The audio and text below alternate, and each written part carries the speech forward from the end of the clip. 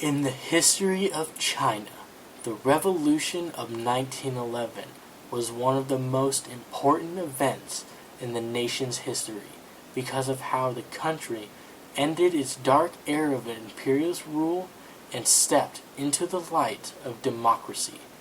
A quote from the revolutionary leader Sun Yat-sen said, "To understand is hard. Once one understands, action is easy." The revolution began in October 1895 when Sun Yat-sen and his Xing or Society for the Revival of China, planned to take over the city of Guangzhou and use it as the headquarters for the revolution. However, this plan fell through as it was discovered by the Chinese government, causing the deaths and imprisonment of many society members and the exile of Sun Yat-sen. This failure would set him back on achieving his goal for making China into a republic for years, giving Sun time to gather more forces and plan for the next uprising. During his exile, Sun Yat-sen traveled to the United States and England to spread propaganda with the intent to gain support for his revolutionary ideas. This action alarmed the Chinese government into kidnapping Sun Yat-sen in October 1896.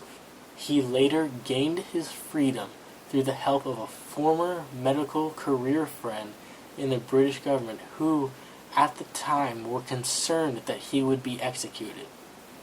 The incident was made famous by the world press and caused Sun Yat-sen to gain more influence for his cause, while decreasing public opinion of the current Chinese government, reinforcing his movement for future China. Sun later traveled to Japan, where he attracted 100 or so more followers to his cause, but also encountered resistance in the form of the rival monarchist faction, Protect the Emperor Society, headed by Kang Youwei and Liang Qichao, who opposed the idea of revolution and detested Sun Yat-sen. This party was formed in Canada 1899 after the First Sino-Japanese War and the 100 Days Reform, having witnessed national powers like Germany, Japan, and Italy coincide with adoptions to constitutions. They surmised that China's problems would be solved with political and social organization. After the end of the Sino-Japanese War, Imperial China had to relinquish more of its territory, losing Taiwan and Manchuria and its power over Korea. The organization's platform was the opposite of Sun Yat-sen's by how theirs was constitutional monarchy and peaceful reform. The Suns called for a republic and revolution. This made the party very influential to home and overseas Chinese communities, splitting the support for Sun.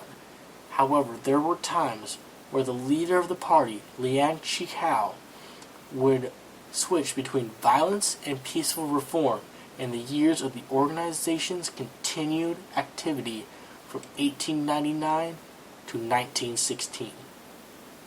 This opposition limited the number of members that Sun Yat-sen could recruit for his cause. With his followers, Sun Yat-sen returned to Tokyo and established the Tongmenghui, or the Chinese United League, on August 20th, 1905, as the president of the league and writer of their manifesto. The expulsion of the Manchus, restoration of Chinese rule, establishment of a republic, and equalization of land rights were the main focus points that the League written and followed in their manifesto. Many uprisings were made in an attempt to overthrow the Qing dynasty, but failed to accomplish that goal. One of these failed uprisings happened in December 1st, 1907 at Friendship Pass, the pass between China and Vietnam, which lasted for 7 days of continuous fighting, but failed on the 7th day. This was mainly due to poor planning and not having sufficient arms. For the scattered forces of underground societies, which led to the decrease of reputation of the League.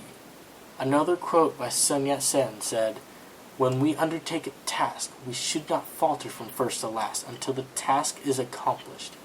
If we fail, we should not begrudge our lives as a sacrifice.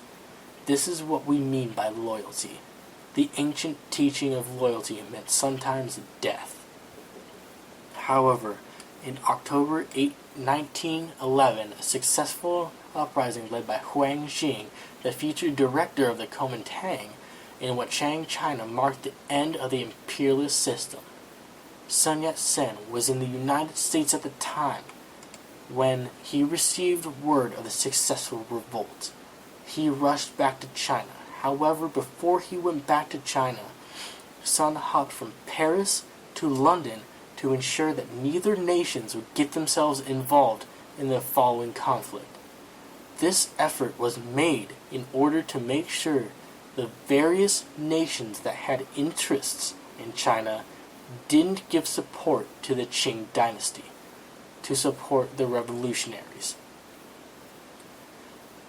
When he arrived in Nanjing, he was greeted by a group of revolutionaries from 14 different provinces who elected Sun as the first provisional or temporary president before establishing the Republic of China. During the revolution, foreign politics and the economic situation of China was scrambled due to the government change. International reactions were guarded on whether to support the government change or be against it. Through the revolution, foreign nations remained neutral and kept their investments, and also wanted to keep their treaty rights that they gained from the Qing after the 2 Opium Wars. The United States, who was majorly in support of the Republican movement, was the first nation to establish diplomatic relations with the new republic, and was quickly followed by Britain, Japan, and Russia. The economy of China was spiraling downward in response.